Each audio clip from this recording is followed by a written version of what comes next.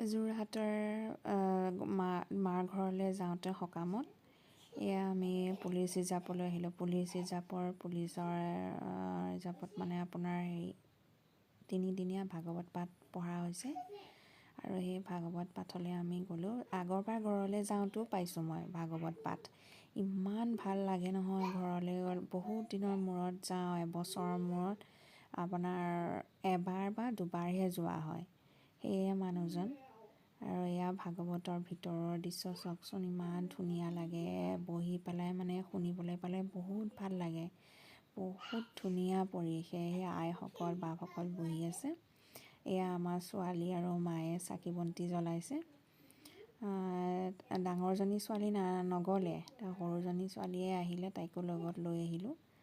এয়া চাকি বন্তি জ্বলাই হৈ গ'ল। তাৰপিছত আমাক মাতি নিলে চাহ খাবৰ বাবে। এয়া জলপান দিলে, চাহো দিছিলে, চাহ নাখালোঁ। এয়া চাওকচোন, এয়া গছজোপাৰ তলৰ ঋষিমুনিসকলে ইমান ধুনীয়াকৈ বহি আছে। ইমান ধুনীয়া দৃশ্য চাই মানে আহিবলৈই মন নাযায়। এয়া আমাৰ ভিনদেউ, তাতেই চাকৰি কৰে আমাৰ ভিনদেউৱে। ভিনদেউৱে কথা পাতি আছে, মই অলপমান ভিডিঅ' কৰি আছোঁ। এয়া চাওকচোন কি ধুনীয়াকৈ বাঁহৰ বেৰা দি দিছে। তাৰপিছত এয়া ঋষিমুনিসকল বহি আছে, টপ জপ কৰিছে। এয়া মই শেষত, চাৰিওফালে দৃশ্য চাওক। সেয়া আৰু আমাৰ শেষ হয় আৰু আমি এতিয়া আহিবলৈ ল'লোঁ। আৰু তোৰণখন চাওক কিমান ধুনীয়াকৈ বনাইছে। আৰু আজিলৈ আহোঁ আৰু